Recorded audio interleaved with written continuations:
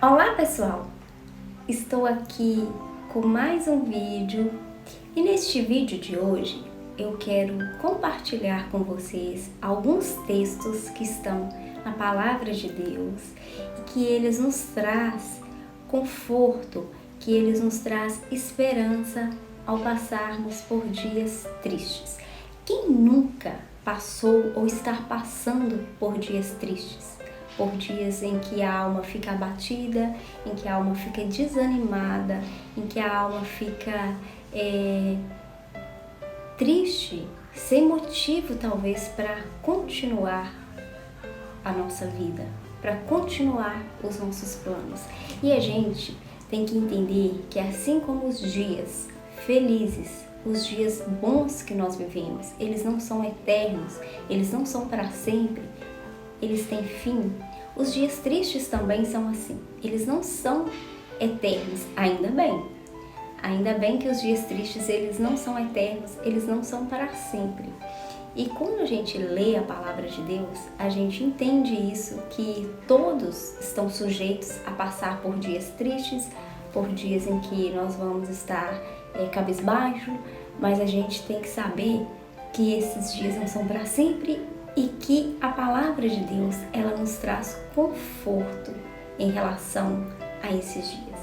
Então eu quero compartilhar com vocês alguns textos e o primeiro deles é Salmos 34, versículo 17, onde o salmista Davi diz o seguinte: Sim, os justos clamam, o Senhor os ouve e os livra de todas as dificuldades. Então, a gente clama quando a gente está numa situação difícil, que a gente pede socorro. Então a gente clama e aqui ele fala que o Senhor ouve. E ele ouve e ele livra de todas as dificuldades. Então esses dias tristes, eles também serão atendidos pelo Senhor. Eles serão ouvidos quando a gente clamar ao Senhor. Outro texto está em Salmos 42, versículo 11. Davi aqui é como se ele estivesse dialogando com a alma dele, como se ele estivesse conversando com a alma. E ele fala: Por que você está tão triste, ó minha alma? Por que está assim tão desanimada? Espere em Deus, pois eu ainda o louvarei. Ele é o meu Salvador e o meu Deus. Então a gente vê aqui que ele estava passando por um período aqui bem triste, bem difícil. E aí ele interroga a alma dele, porque às vezes a gente passa por períodos de tristeza, por períodos da nossa alma está angustiada e a gente às vezes nem sabe o motivo. E aqui dá a entender isso, que talvez ele não estava sabendo nem o motivo, que ele estava perguntando para ela: por que está assim tão triste, minha alma? Por que está tão desanimada? Qual que é o motivo? Quero entender o que está me gerando essa tristeza. E aí ele fala: espere em Deus, confie em Deus. Confia em Deus, alma. Descansa nele, pois ainda o louvarei. Então, assim, a gente percebe aqui nesse texto que ele estava numa situação de tristeza tão profunda, a alma dele, que ele não estava conseguindo nem louvar o Senhor. Então, ele fala: ele é o meu Salvador e o meu Deus. Então, ele confiava e ele passava aquilo para a alma, confia em Deus, espera em Deus. Então, às vezes, como eu disse, a gente está passando por situação de tristeza, por situação de angústia e a gente procura uma resposta. Pergunta, indaga a nossa alma: o que está acontecendo? Por que está assim? Né? Então a gente tem que responder para a alma o seguinte: olha, fala para a alma, espere em Deus. Espere em Deus sem esperança, que ainda você, alma, vai louvar a Deus, porque Ele é o Senhor e Ele é o meu Deus. E em Deuteronômio 31:8 diz o seguinte: não tenha medo nem desanime, pois o Senhor irá à frente e estará com você. Ele não vai falhar nem abandonar você. Este texto aqui de Deuteronômio, ele está dentro de um contexto onde Moisés leva uma palavra de Deus para Josué. Que Josué agora ia passar a liderar o povo de Israel.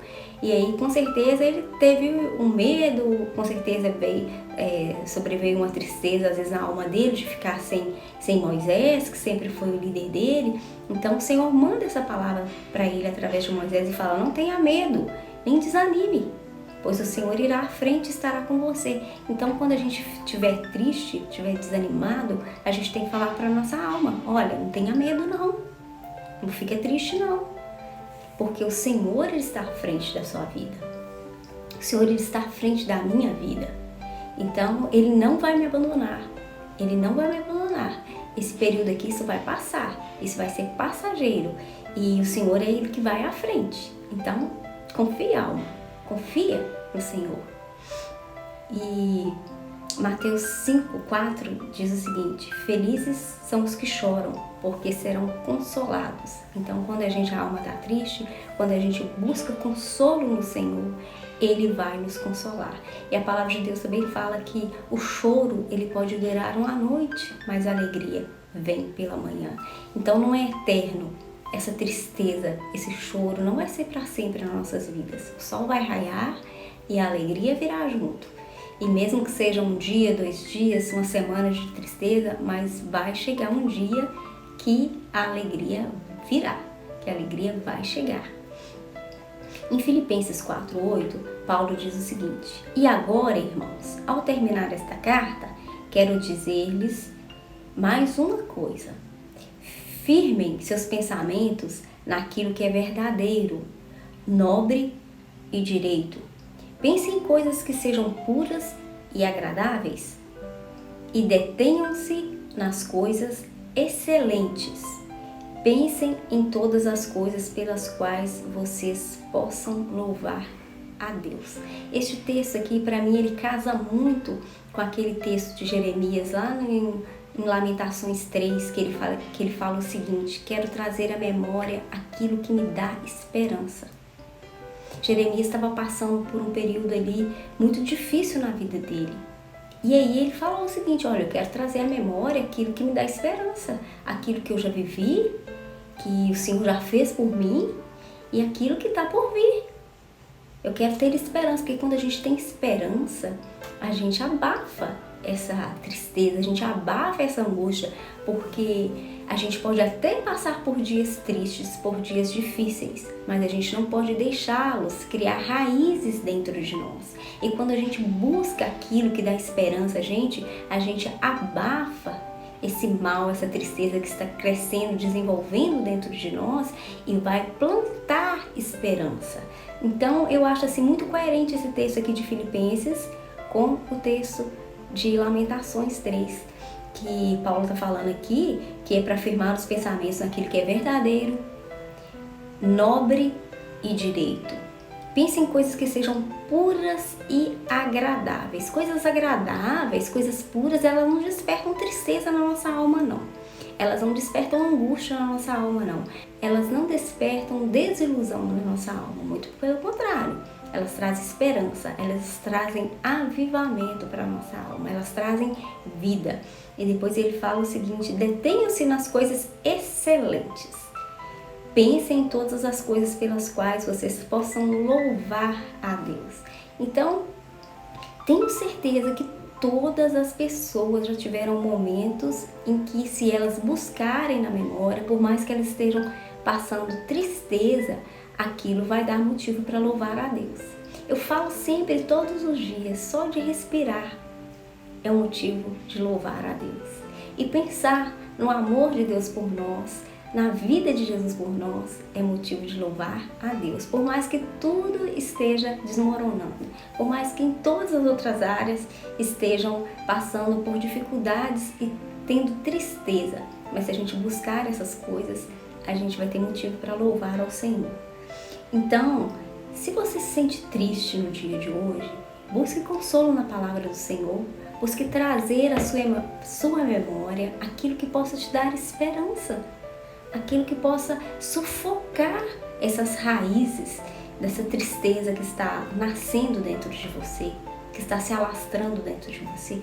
Busque aquilo que pode trazer esperança. Busque aquilo que te dê motivos para louvar a Deus, para agradecer a Deus.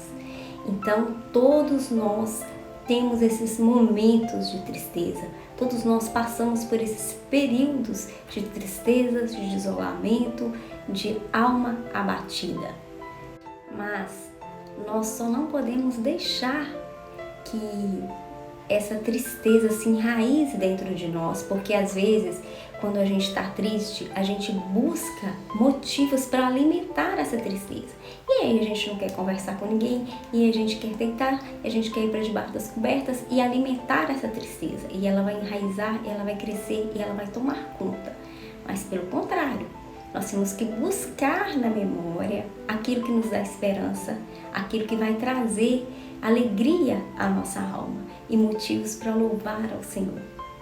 Então são estes textos que eu tenho para compartilhar com vocês e animar a vocês a buscar na memória de vocês aquilo que é bom, aquilo que é agradável, aquilo que é excelente e aquilo que vai dar motivo para louvar ao Senhor.